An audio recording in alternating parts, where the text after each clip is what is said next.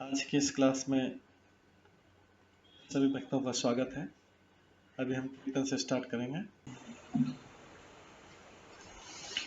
जय राधा माधव कुंज बिहारी, जय राधा माधव कुंज बिहारी, जय गोपीजन वल्लभ गिरिवर धारी, जय गोपीजन वल्लभ गिरिवर धारी, यशोदानंदन व्रज जनरंजन, यशोदानंदन व्रज जनरंजन, यमुना तीरा वनचारी, यमुना तीरा वनचारी, जय राधा माधव कुंज बिहारी, जय राधा माधव कुंज बिहारी, हरे कृष्णा कृष्णा कृष्णा हरे हरे, हरे राम राम राम हरे हरे, हरे कृष्णा कृष्णा कृष्णा हरे हरे, हरे राम राम राम हरे हरे, हरे कृष्णा कृष्णा कृष्णा हरे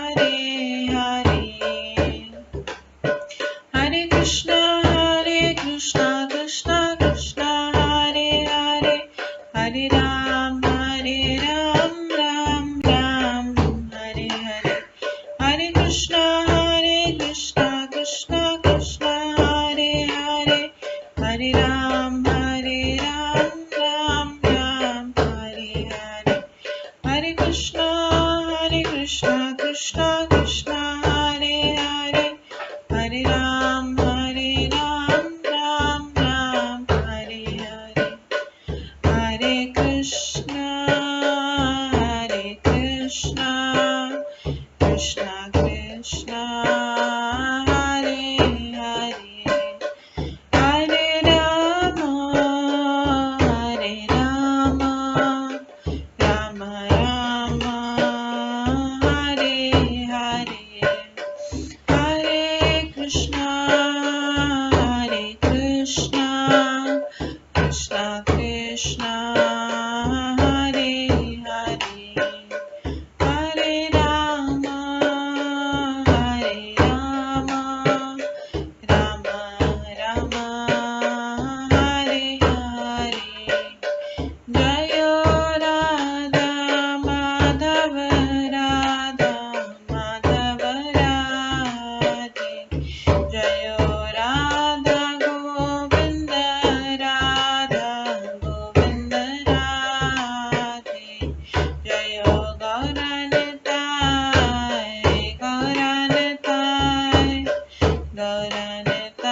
जय गौरनिताय, जय जय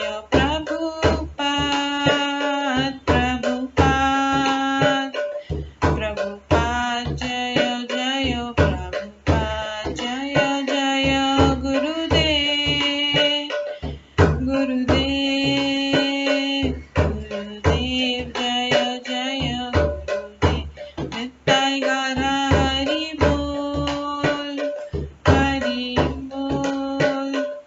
हरि बोल निताय गौर हरि बोल।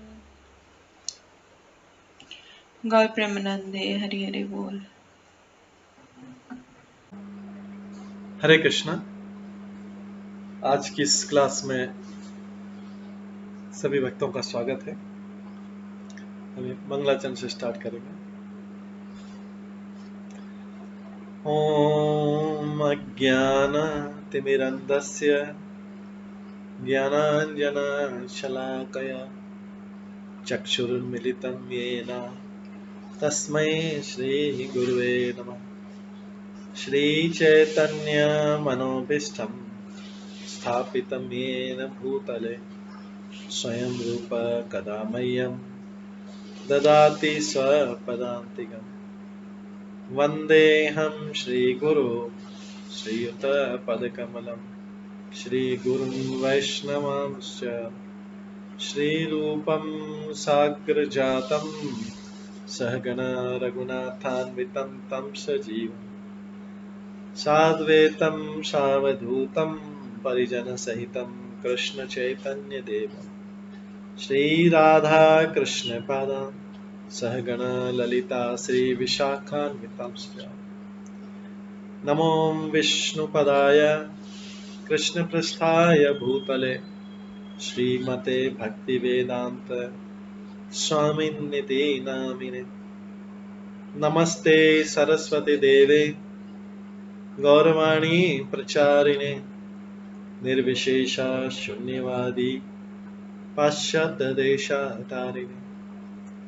वाञ्छाकल्पतरुभ्यश्च कृपा सिन्धुभ्येव च पतितानां पावनेभ्यो वैष्णवेभ्यो नमो नमः।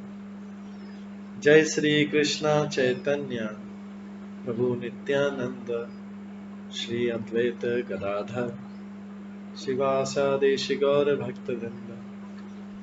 हरे कृष्णा कृष्णा कृष्णा हरे हरे, हरे राम राम राम हरे हरे। ओम नमो भगवते वासुदेवाय।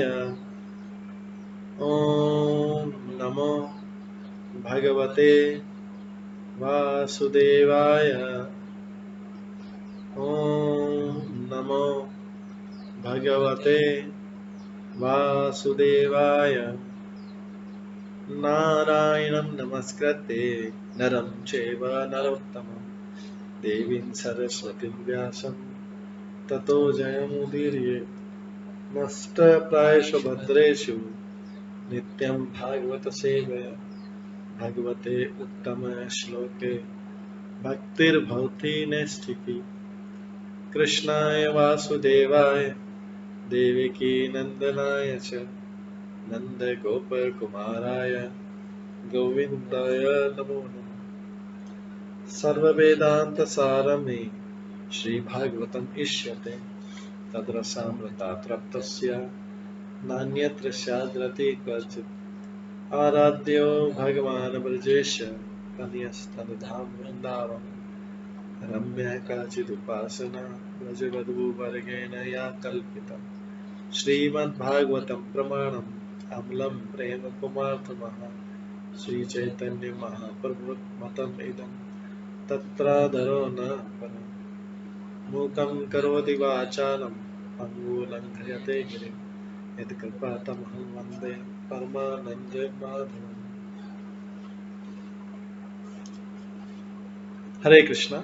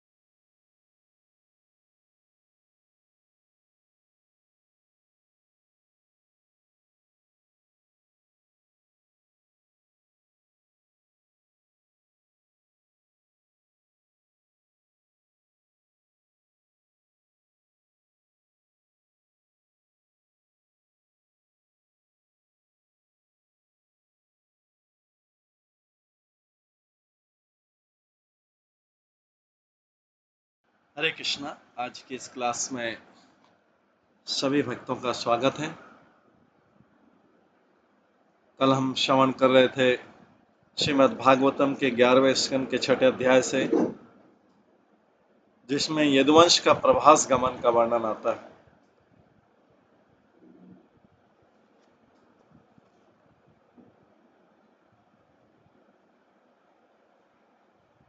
इसमें हम श्रवण किया था कि भगवान कृष्ण के पास ब्रह्मा जी और देवता लोग प्रार्थना करने आए। बहुत देर तक उन्होंने स्तुति की, और वो स्तुति करने इसलिए आए थे कि आप अपने धाम अभी लौट सकते हैं,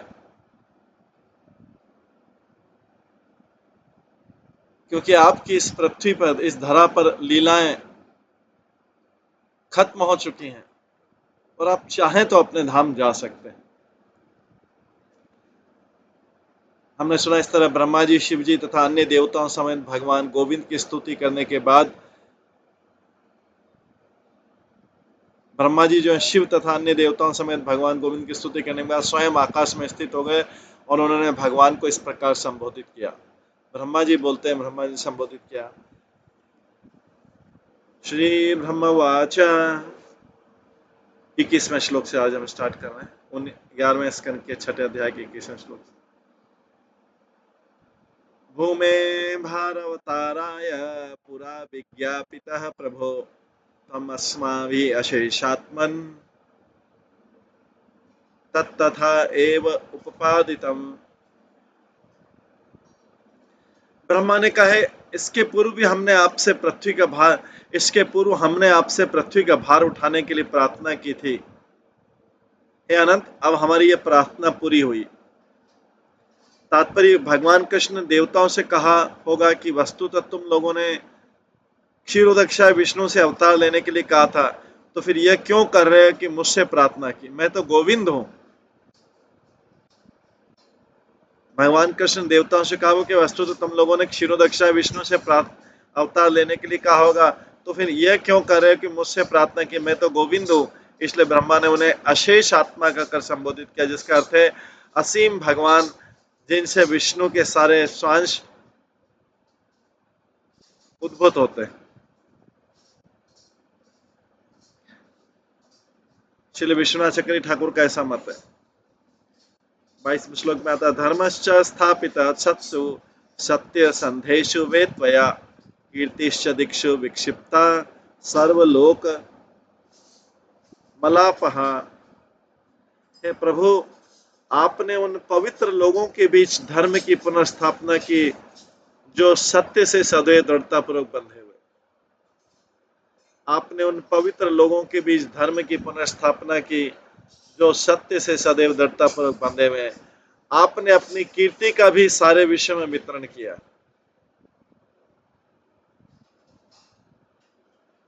इस तरह सारा संसार आपके विषय में श्रवण करके शुद्ध किया जा सकता है।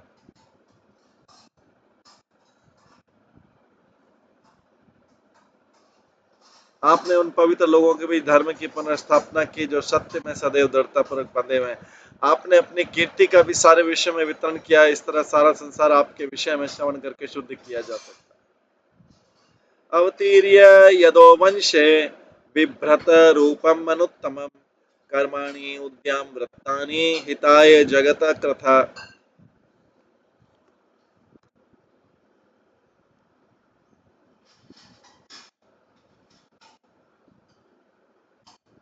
आपने यदुवंश में अवतार लेकर अपना अद्वितीय दिव्य रूप प्रकट किया है और संपूर्ण ब्रह्मांड के कल्याण हेतु तो आपने उदार दिव्य कृत्य किए।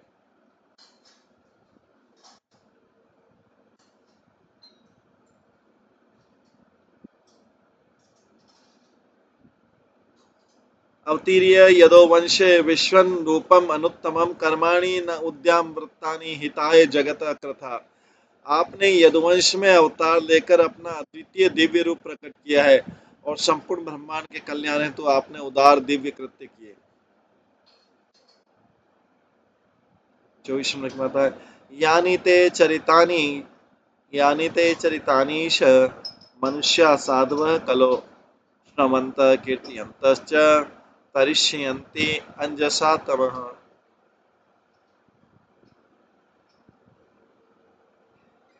हे प्रभु,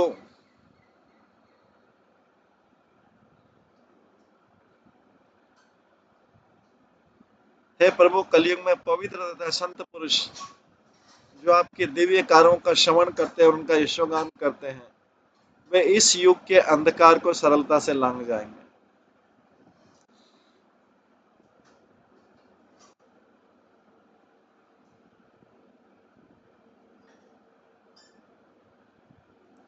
यानी ते चरितानीश मनुष्या साधव कलो श्रमंत कीर्तयन्तश्च तरिष्यन्ति अंजसा तमः।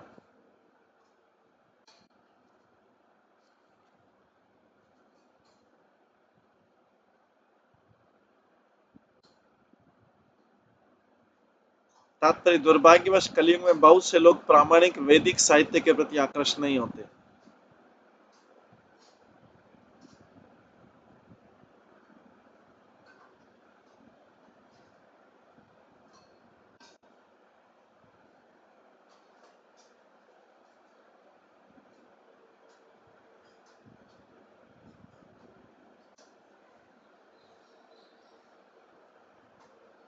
कलयुग में पवित्र तथा संत पुरुष जो आपके दिव्य कार्यों का श्रवण करते हैं और उनका यशोगान करते हुए इस युग के अंधकार को सरलता से लांघ जाए। तात्पर्य, दुर्भाग्यवश कलयुग में बहुत से लोग प्रामाणिक वैदिक साहित्य के प्रति आकृष्ट नहीं होते। वे भगवान की कीर्ति के श्रवण तथा कीर्तन की विधि को महत्व न देकर रेडियो तथा टेलीविजन की व्यर्थ तथा अनशन ध्वनियां सुनना चाहते हैं तथा अखबारों और पत्रिकाओं इत्यादि को पढ़ना चाहते हैं। वे किसी प्रामाणिक गुरु से कृष्ण के विषय में सुनने की अपेक्षा हर बात पर अपना मत व्यक्त करते हैं और जब तक कि काल उन्हें घसीट नहीं ले जाता तब तक वो अपना ओपिनियन एक्सप्रेस करते रहते हैं। प्रामाणिक गुरु से कृष्ण के विषय में सुनने की अपेक्षा हर बात पर उनका अपना एक मत रहता है, वो व्यक्त करते रहते। कब तक व्यक्त करते? जब तक कि काल उन्हें घसीट कर नहीं ले जाता। वे भौतिक जगत के नश्वर तथा सीमित रूपों का अध्ययन करने के बाद में उनका स्टडी क्या रहता है, उनका अध्ययन क्या रहता है? भौतिक जगत के नश्वर और सीमित रूपों का अध्ययन करने के बाद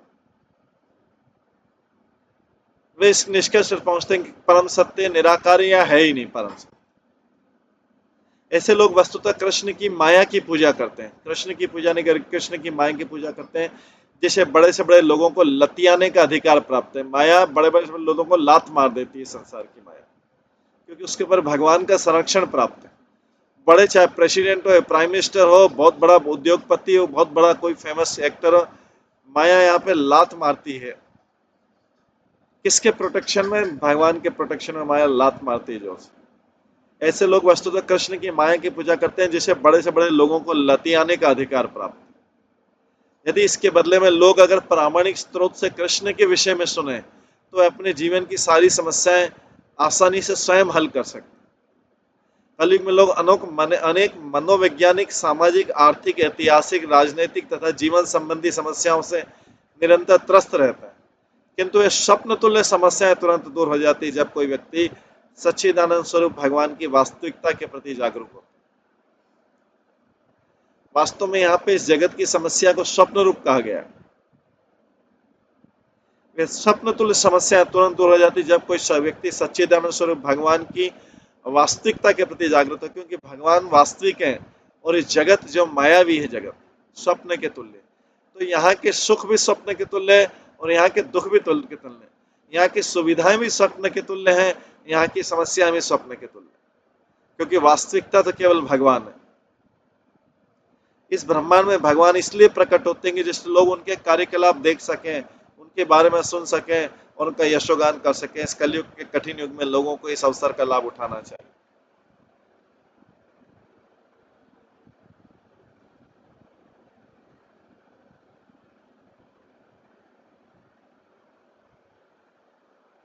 यदुवंशे अवतीर्णस्य भवतः पुरुषोत्तम शरत समम शरत शतम व्यतीताय पंचविंशधिकं प्रभो। हे पूर्ण पुरुषोत्तम भगवान, हे प्रभु, आप यदुकुल में अवतरित हुए और अपने भक्तों के साथ आपने 125 शरद ऋतुएं बिताई। भगवान 125 साल हुए तो 125 शरद ऋतुएं बताई।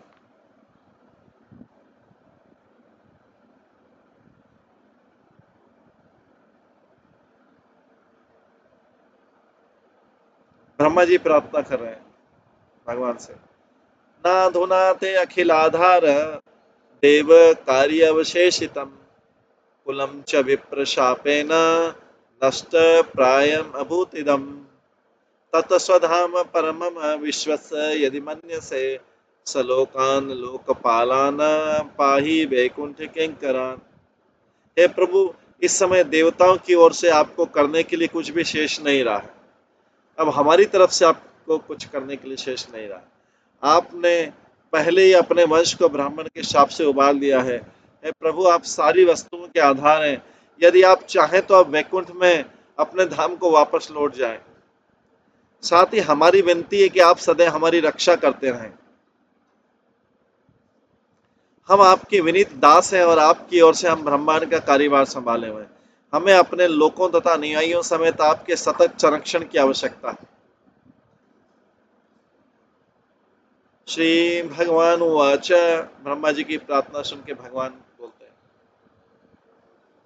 अवधारितम में तत्मे यदाथ विबुधीश्वर कृतम व कार्यम अखिलम भूमे भारावतारितः। भगवान ने कहा है, देवताओं के अधीश ब्रह्म, मैं तुम्हारी प्रार्थनाओं तथा अनुरोध को समझता हूँ। पृथ्वी का भार हटाकर मैं सारा कार्य संपन्न कर चुका हूँ, जिस कार्य की तुम लोगों से अपेक्षा थी।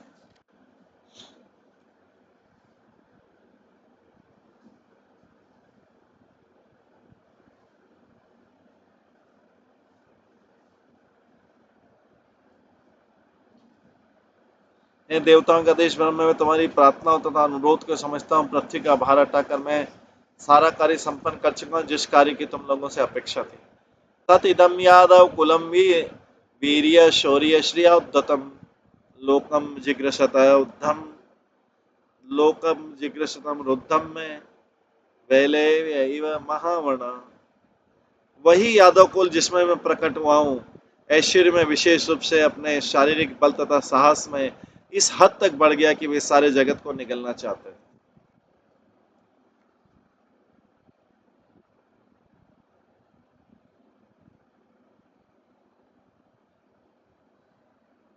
वही यादव कुल जिसमें मैं प्रकट हुआ हूँ, ऐश्वर्य में विशेष रूप से अपने शारीरिक बल तथा साहस में इस हद तक बढ़ गया कि वे सारे जगत को निगलना चाहते हैं, इसलिए मैंने उन्हें रोक दिया, जिस तरह तट महासागर को रोक के रखता है।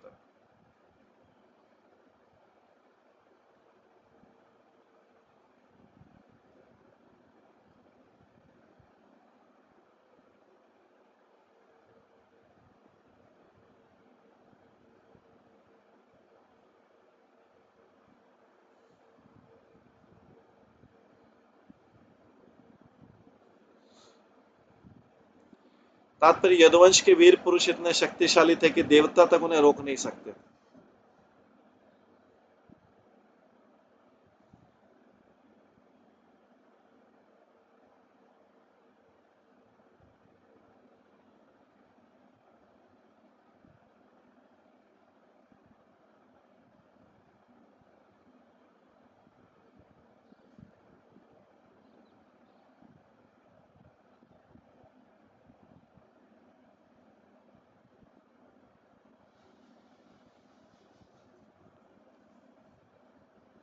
वही यादव कुल जिसमें मैं सहसा मैं प्रकट हुआ, ऐश्वर्य में विशेष रूप से अपना शारीरिक बल तथा साहस में इस हद तक बढ़ गया था कि सारे जगत को निकलना चाहते थे, इसलिए मैंने उन्हें रोक दिया था, जिस तरह तट महासागर को रोकते रहता है।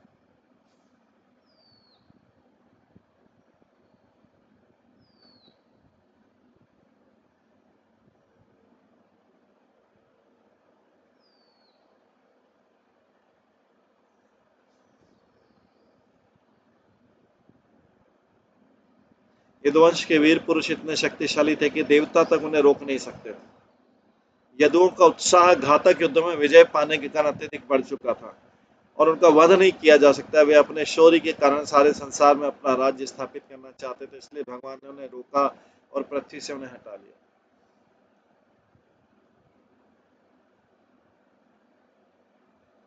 यदि असम्यक्त दत्तानां यदुनां विपुलं कुलम गन्तास्मि अनेन लोक अयम उद्वेलेन विनक्ष्यति।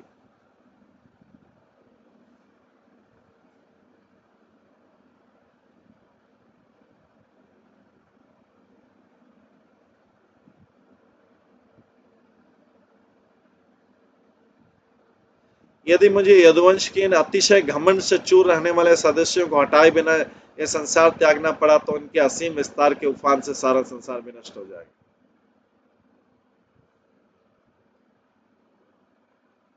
यदि मुझे यदुवंश के इन अतिशय घमंड से चूर रहने वाले सदस्यों को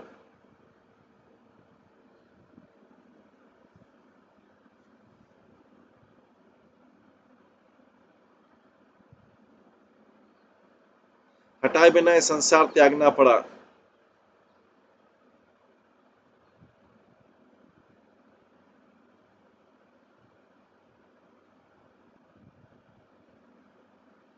तो इनके असीम विस्तार के उफान से सारा संसार भी नष्ट हो जाएगा। तात्पर्य, जिस तरह ज्वार की लहरें समुद्र तट की सीमा को लांघ कर निर्दोष लोगों पर कहर डालती, उसी प्रकार ही खतरा सन्निकट था कि बलशाली यदुवंश सामाजिक तथा राजनीतिक नियंत्रण की सारी सीमाओं के परे विस्तार कर जाए। यदुवंशी लोग भगवान से पारिवारिक संबंध होने के कारण अत्यंत गर्वित हो उठे। यद्यपि वे अत्यंत धार्मिक तथा ब्राह्मण संस्कृति के भक्त थे, किंतु भगवान कृष्ण से संबंधित होने के कारण वे गर्वित थे, जैसा कि दत्ता नाम शब्द सूचित होता है। इतना ही नहीं, कृष्ण के प्रति प्रगाढ़ प्रेम के कारण इनके वैकुंठ चले जाने के बाद इनका गहन वियोग उन्हें सताएगा और वे उन्मत्त उठेंगे, पृथ्वी पर उनका भार असहनीय हो जाएगा क्योंकि कृष्ण जब चले जाएंगे। ये तो श्री विश्वनाथ चक्री ठाकुर ने इंगित किया कि पृथ्वी कृष्ण के प्रति अनुरक्त होने से स्वयं कृष्ण के परिवार वालों को भार मानते हुए उनका स्वागत करेगी। तो भी कृष्ण इस भार को उठा देना चाहते थे। यहाँ पर उदाहरण दिया गया है कि नई नवेली दुल्हन अपने पति को प्रसन्न करने के लिए तमाम स्वर्ण आभूषणों से सज सकती, यद्यपि आभूषण सुकुमार दुल्हन के लिए पीड़ादायक भार बनते हैं और वह उस भार को अपने पति के सुख के लिए सहन करने को तैयार है, किंतु उसका प्रिय पति अपनी पति की खुशी के लिए इस भार को हटा देता है। इसलिए भगवान सावधानी के रूप में यदुवंश के भार को पृथ्वी से हटा देना चाह रहे थे। जैसे कहा जाता है कि थोड़ी सी सावधानी बहुत बड़े उपचार का काम करती।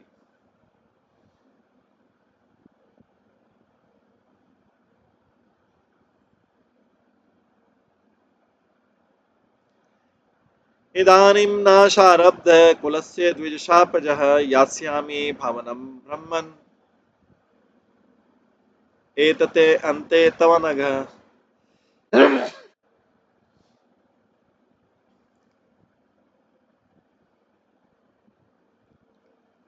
अब ब्राह्मणों के शाप के कारण मेरे परिवार का विनाश पहले ही शुरू हो चुका है। है निष्पाप ब्रह्मा, जब ये विनाश पूरा हो जाएगा और मैं वैकुंठ जा रहा हूँ तो मैं थोड़े समय के लिए तुम्हारे वास स्थान पर अवश्य आऊंगा। यहाँ पे भगवान कृष्ण ब्रह्मा जी को बोल रहे हैं, मैं जाते टाइम वैकुंठ जाते टाइम तुम्हारे वास स्थान पे जरूर थोड़ी देर वहां रुकूंगा तुम्हारे ब्रह्मा जी के पास।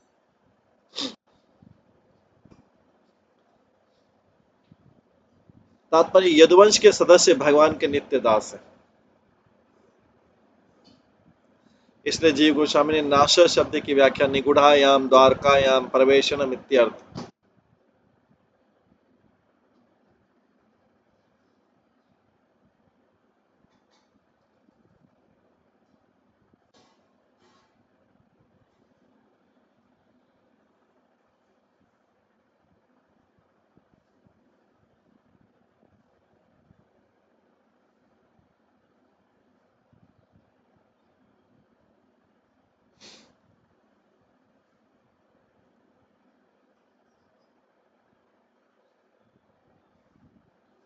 तात्पर्य, यदुवंश के सदस्य भगवान के नित्य दास हैं। इसलिए श्री जीव गोस्वामी ने नाशा शब्द की व्याख्या निगुड़ायाम द्वारकायाम प्रवेशनम इत्यर्थ। यदुवंश के सदस्य वैकुंठ लोक के गुह्य द्वारका में प्रविष्ट हुए।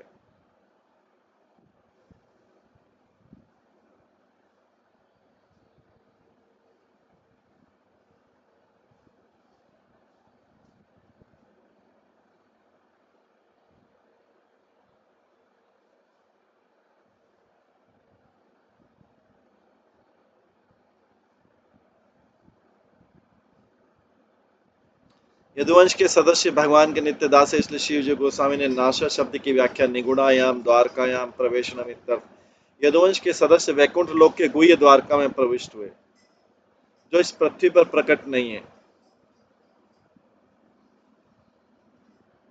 दूसरे शब्दों में भगवान का धाम द्वारका इस धरती पर प्रकट है, किंतु जब पृथ्वी का द्वारका हटता है तो वैकुंठ लोक का द्वारका नित्य द्वारका यथावत बना रहता है। क्योंकि यदुवंश के लोग भगवान के नित्य संगी अतः उनके विनाश का कोई प्रश्न नहीं, केवल उनके प्राकट्य से संबंधित हमारी बद्ध दृष्टि विनष्ट होती है। यही नाश शब्द का अर्थ।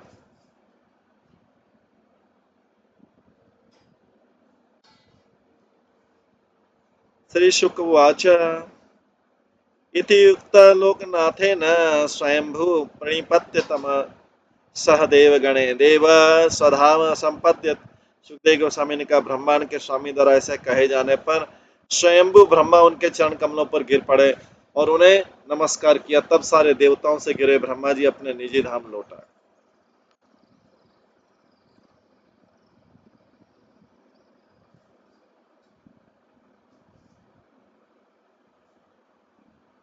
अथ तस्यां महात्पातान् द्वारवत्यां समुत्थितान् विलोक्य भगवानाः यदुवृद्धान् समागतान्।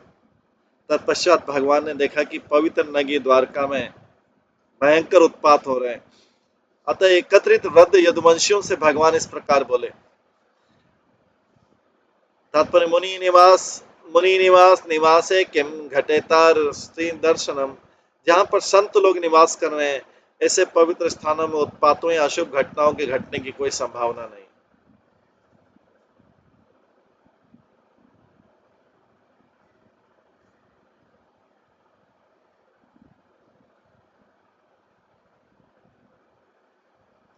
जहां पर संत लोग निवास करें, ऐसे पवित्र स्थानों में उत्पातों या अशुभ घटनाओं के घटने की कोई संभावना नहीं।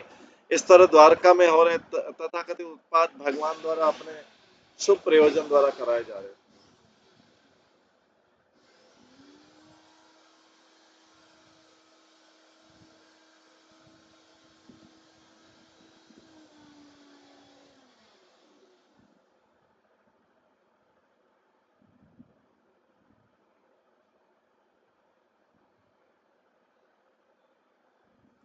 श्री भगवान उवाच एते वेषु महात्पाता व्यतुतिष्ठन्ति इह सर्वतः शापश्च कुलस्यासीत् ब्राह्मणेभ्यः दुरत्यः।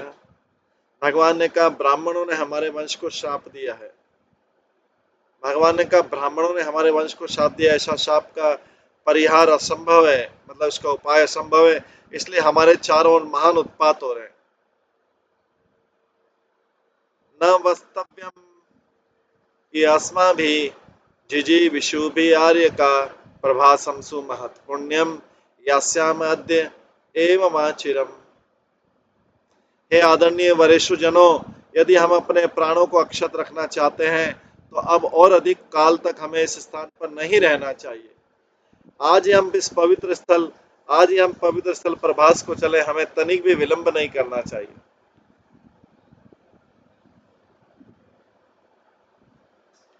तात्पर्य, कृष्ण की लीलाओं में हाथ बटाने के लिए अनेक देवताओं ने यदुकुल में जन्म लिया और वे भगवान कृष्ण के संगियों के रूप में प्रकट हुए थे। वे भगवान कृष्ण के संगियों के रूप में प्रकट हुए थे। जब भगवान अपनी पार्थिव लीला समाप्त कर चुके तो उन्होंने इन देवताओं को पुनः विश्व प्रशासन के कार्य पर वापस भेजना चाहा। हर देवता को अपने लोक में वापस जाना था। दिव्य नगरी द्वारका इतनी मंगलमय है कि जो यहाँ मरता है वो तुरंत भगवत धाम वापस जाता है, किंतु यदुवंश के अनेक देवता सदस्य अभी भगवत धाम जाने के लिए तैयार नहीं थे।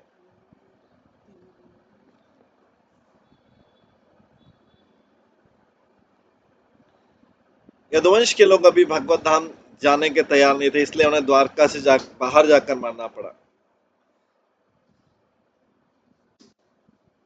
इस तरह भगवान ने सामान्य जीव जैसे बनते हुए बोला कि अभी हम सभी संकट में, हम सबको तुरंत प्रभास चले जाना चाहिए। इस तरह कृष्ण अपनी योग माया से यदुवंश के देवता सदस्य को मोहित कर उन्हें पवित्र स्थान प्रभास ले गए। चूंकि द्वारका परम मंगल अर्थात सर्वाधिक शुभ स्थान है, अतः वहां पर कोई बनावटी अमंगल भी घटित नहीं हो सकता। वस्तुतः यदुवंश को हटाने की कृष्ण की लीला अत्यंत मंगलकारी है, किंतु बाहरी तौर से अशुभ लगने वाली है। इसलिए ये द्वारका में नहीं घटित हुई, अपितु भगवान कृष्ण यदुओं को द्वारका से बाहर ले गए।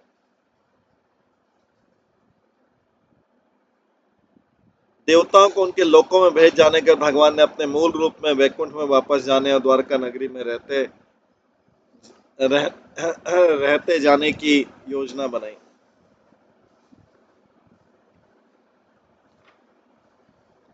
श्रील भक्ति सांस्कृतिक ठाकुर ने श्लोक के विषय में निम्नलिखित महत्वपूर्ण टिप्पणी की। प्रभास एक पवित्र स्थान है जो वेरावल रेलवे स्टेशन के पास जूनागढ़ क्षेत्र में स्थित है।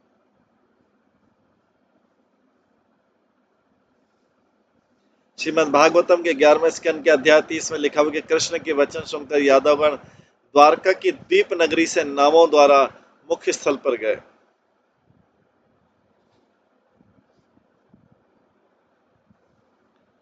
और तब रथ में सवार होकर प्रभास की यात्रा की।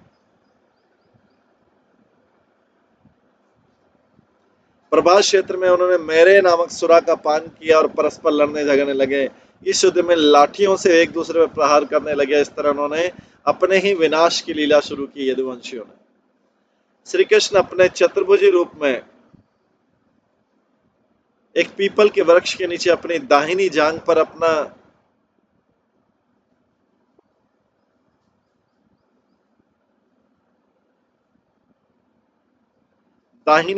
अपना बायां पांव रखकर बैठ गए। उनके पांव का तलवा कोकनद लाल कमल जैसा लाल रंग का लग रहा था। जरा नाम का बहेलिया प्रभास के समुद्र तट पर यह देख रहा था। उनके लाल पांव को हिरण का मुख समझकर उस पर तीर चला दिया। जिस तो भगवान पीपल वृक्ष के नीचे कृष्ण बैठे थे, वहां पर एक मंदिर था। इस वृक्ष से 1 मील की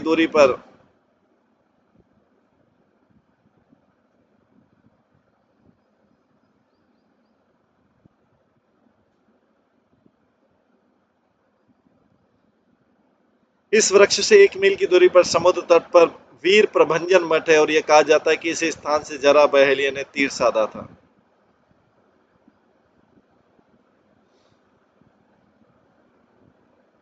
महाभारत तात्पर्य निर्णय नामक ग्रंथ के अंतर्गत में श्री मध्वाचार्य पाद ने मौसल लीला का तात्पर्य निम्नलिखित लिखा है। भगवान ने असुरों को मोहित करने तथा निश्चित करने के लिए उनके भक्तों के तथा ब्राह्मणों के वचन सत्यों उन्होंने माया रूपी देह उत्पन्न की, जिसमें जाकर तीर लगा। किंतु भगवान के चतुर्भुजी रूप को जरा जरा का तीर छू भी नहीं पाया। जरा वास्तव में भगवान का भक्त भृगु ऋषि था। भूतकाल में भृगु मुनि के भगवान विष्णु के वक्षस्थल पर लात मारी थी भृगु ने। यद्यपि एक महान भक्त ऐसा अधम जन्म खुशी खुशी स्वीकार करता है, किंतु भगवान अपने भक्त को ऐसी अधम दशा में नहीं देख सकते। अपने घोर अपराध के परिणामस्वरूप भृगु को अधम शिकारी का जन्म लेना पड़ा था।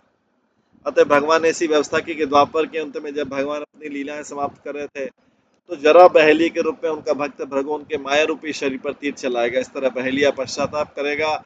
अपने अधम जन्म से छुटकारा पाने के बाद वो भगवत धाम लौट आएगा। इसलिए भगवान ने अपने भक्त भृगु को प्रसन्न करने तथा असुरों को भड़काने के लिए प्रभास में मौसल लीला प्रकट की। किंतु ये समझना चाहिए कि यह मायावी लीला है। भगवान कृष्ण इस धरा पर अपने आविर्भाव से काल से ले कभी भी सामान्य मनुष्य के भौतिक गुणों को प्रदर्शन नहीं किया। वे अपनी माता के गर्भ से प्रकट नहीं हुए, प्रत्युत वे अपनी अचिंत्य शक्ति से प्रसूति ग्रह में अवतरित होते, अपनी अचिंत्य शक्ति से। इस तरह इस मर्त्य लोक का परित्याग करते समय असुरों को मोहग्रस्त करने के लिए मायावी रूप प्रकट किया। अभक्त को मोहित करने के लिए उन्हें अपनी माया से मायावी शरीर धारण किया, जबकि उसी के साथ वे अपने सच्चिदानंद स्वरूप में रहते थे, और इस तरह उन्होंने मायावी भौतिक शरीर का विनष्ट होना प्रकट किया। यह बहाना मूर्ख असुरों को भली भांति मोहित करता है, किंतु श्री कृष्ण का वास्तविक सच्चिदानंद शरीर कभी मृत्यु को प्राप्त नहीं होता।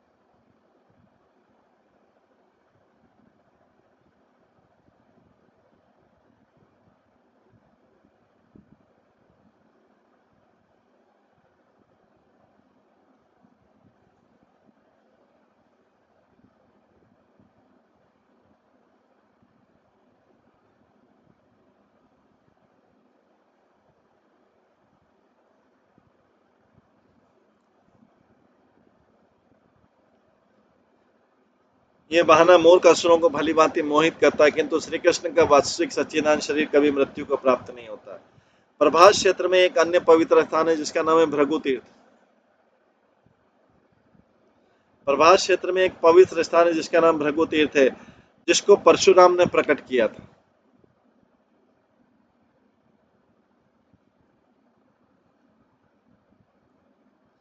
वह स्थान जहां पर सरस्वती तथा हिरण्य नदियां समुद्र में मिलती हैं, भृगु तीर्थ कहलाता है। यहीं पर बहेलिया ने तीर चलाया था।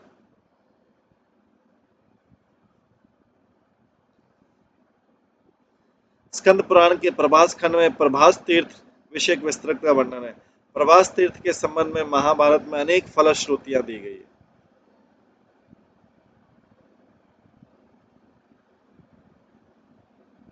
प्रभास तीर्थ के संबंध में महाभारत में अनेक फलश्रुतियां भी दी गई है।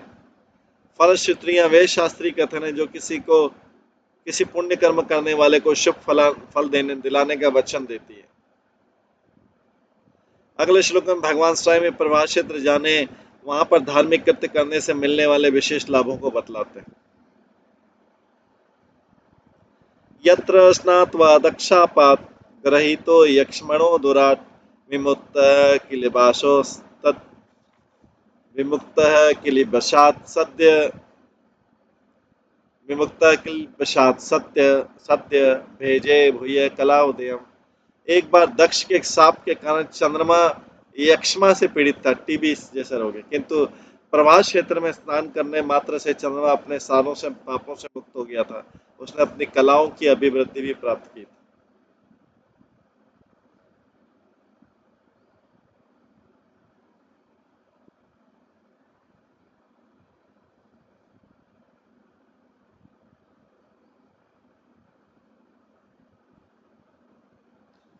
वयं च तस्मिन् आप्लुत्य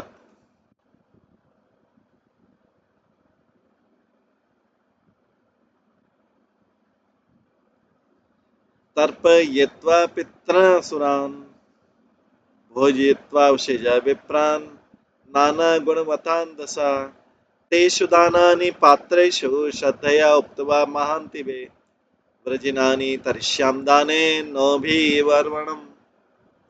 प्रभास क्षेत्र में स्नान करने, वहां पर पितरों तथा देवताओं को प्रसन्न करने के लिए बलि देने, पूज्य ब्राह्मणों को नाना प्रकार के स्वादिष्ट व्यंजन खिलाने तथा उन्हें ही दान का योग्य पात्र मानकर पर्याप्त दान देने से हम निश्चय ही इन भीषण संकटों को प्राप्त कर सकेंगे, जिस तरह मनुष्य किसी उपयुक्त नाव में चढ़कर महासागर को पार कर सकता है।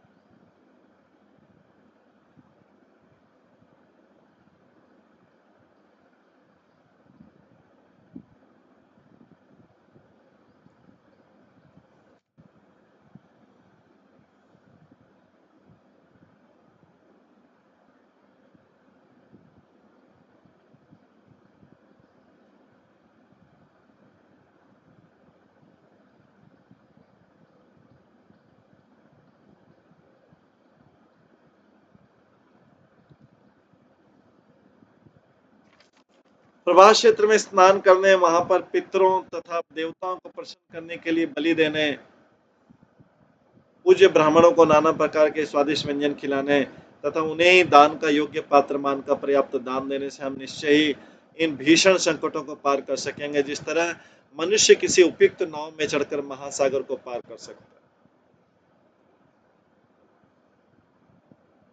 श्री शुकवाच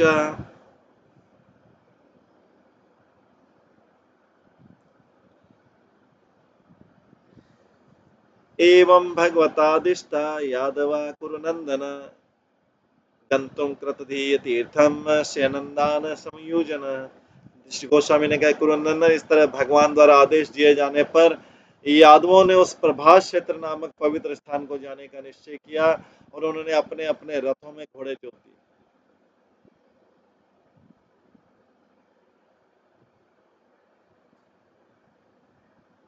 तत्निरीक्ष्य उद्धवराजन श्रुत्वा भगवता उदितम द्रष्टारिष्टानि यो घोराणि नित्यं कृष्णमनुव्रतः विविक्ते में उपसंगम्यम जगताम ईश्वर ईश्वरम।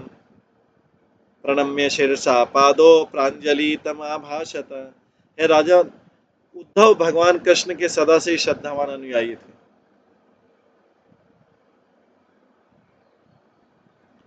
उद्धव भगवान कृष्ण के सदा से ही श्रद्धावान अनुयायी थे। यादवों के कूच को अत्यंत निकट देखकर उनसे भगवान के आदेशों को सुनकर तथा भयावने अपशकुनों को ध्यान में रखते हुए एकांत स्थान में भगवान के पास गए।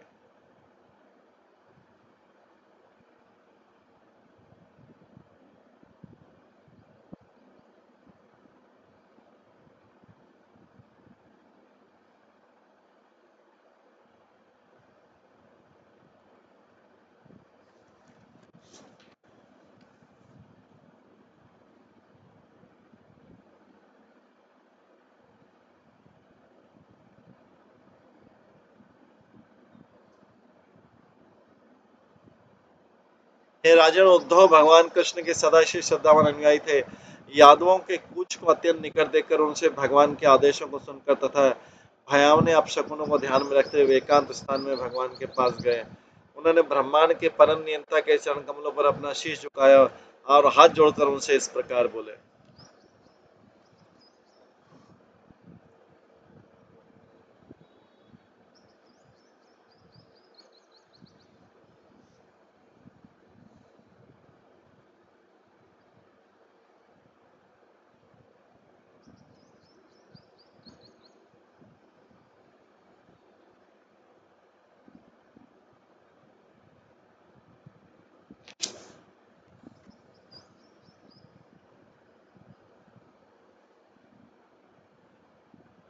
हे राजन, उद्धव भगवान कृष्ण के सदा से श्रद्धावान अनुयायी थे। यादवों के कूच को अत्यंत निकट देखकर उन्होंने भगवान के आदेशों को सुनकर तथा भयावने अपशकुनों को ध्यान में रखते हुए एकांत स्थान में भगवान के पास गए। उन्होंने भगवान ब्रह्मांड के परम नेता के चरण कमलों पर अपना शीश झुकाया, हाथ जोड़कर उनसे इस प्रकार बोले। तात्पर्य श्री जीव गोस्वामी के अनुसार भगवान के निजी धाम में कोई वास्तविक उत्पात नहीं हो सकता।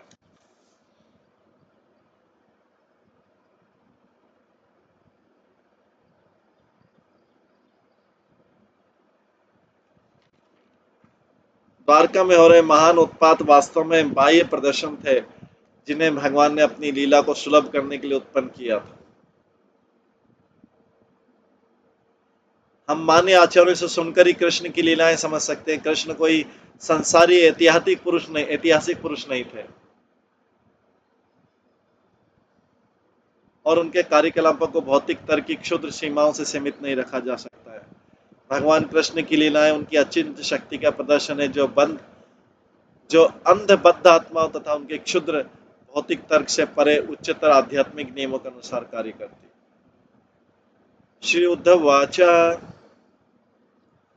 देवदेवेश योगेश पुण्य श्रवण कीर्तन संयते तत्कुलं नूनं लोकं संत्यक्षते भवान् विप्रशापं समर्थपि प्रत्यहन्न यत् ईश्वरः।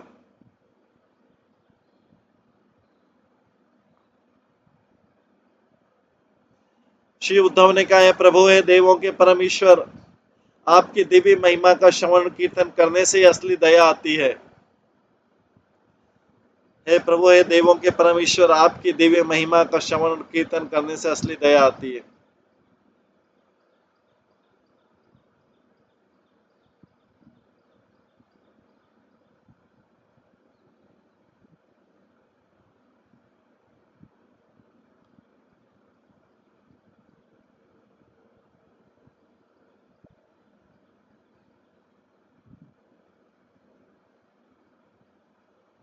हे प्रभु, ऐसा लगता है कि आप अपने वंश को समेट लेंगे और आप इस ब्रह्मांड में अपनी लीलाएं भी बंद कर देंगे।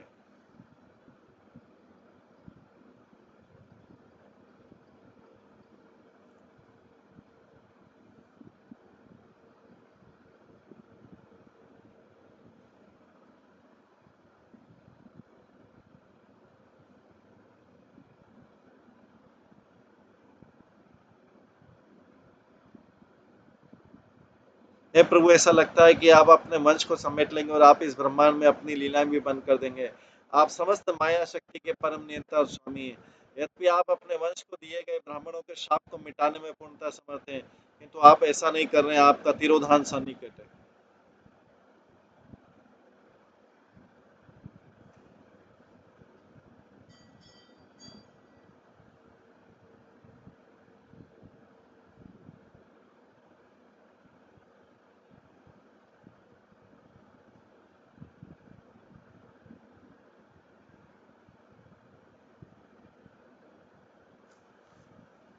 जैसा कि पहले कहा जा चुका है, कृष्ण के वंश को कभी विनष्ट नहीं किया जा सकता।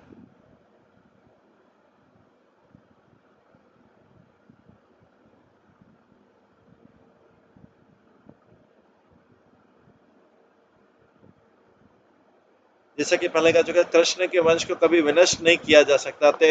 संत के अर्थ इस भौतिक संसार से प्रयाण करते समय यादवों को अपने साथ लेते जा रहे हैं, किंतु तो सामान्य अप्रबुद्ध लोगों की दृष्टि में यदुवंश का समेटा जाना उसका विनाश लग रहा है। श्री विश्वनाथ चक्री ठाकुर ने उद्धव के कथन को बहुत ही उत्तम व्याख्या की है। कृष्ण को देव देवे कहा गया है क्योंकि उन्होंने इस ब्रह्मांड में अवतार लेकर देवताओं की सारी समस्याओं का कुशलतापूर्वक समाधान कर दिया। भगवान ने संसार को असुरों से विहीन कर दिया और अपने भक्तों तथा धर्म दोनों को ही दृढ़तापूर्वक स्थापित किया।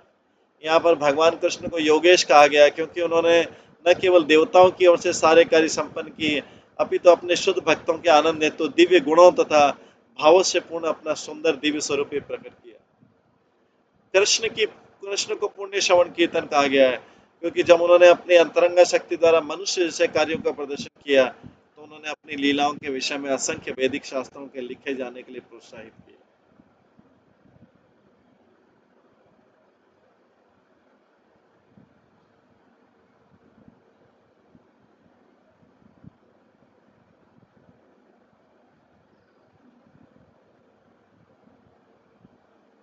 इस तरह भविष्य में उत्पन्न होने वाले हम जैसे लोग भगवान के क्रियाकलापों के विषय में सुन सकेंगे और भगवत धाम वापस जा सकेंगे।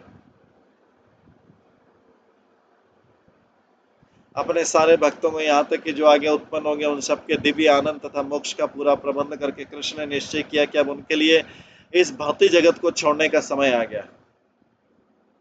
उद्धव भगवान की इच्छा को समझ गए, अतः कृष्ण से बोले, आपने यादवों को प्रभास क्षेत्र में, उद्धव समझ गए थे, आपने स्नान करा के ब्राह्मणों के शाप मिटाने को जो आदेश दिया है, किंतु पवित्र स्थान में स्नान करना मात्र आप भगवान के प्रत्यक्ष दर्शन की अपेक्षा महत्वपूर्ण कैसे हो सकता है?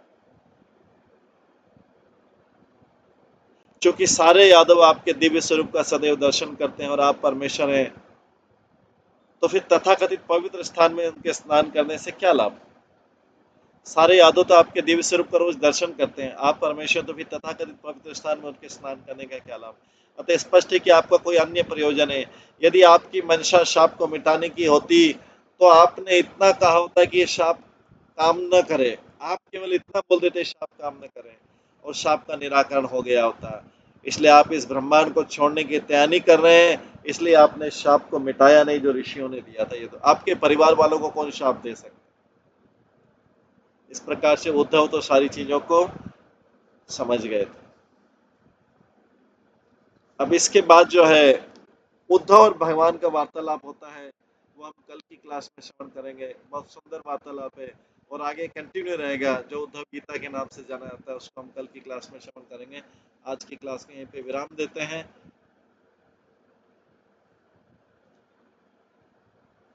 सभी भक्तों का बहुत बहुत धन्यवाद। सब भक्तों के लिए एक बार हरे कृष्ण महामंत्र का जप करते हैं। हरे कृष्णा कृष्णा कृष्णा हरे हरे, हरे राम राम राम हरे हरे। श्रीमद् भागवत महापुराण की जय। श्री प्रभुपाद की जय। सभी भक्तगणों की जय।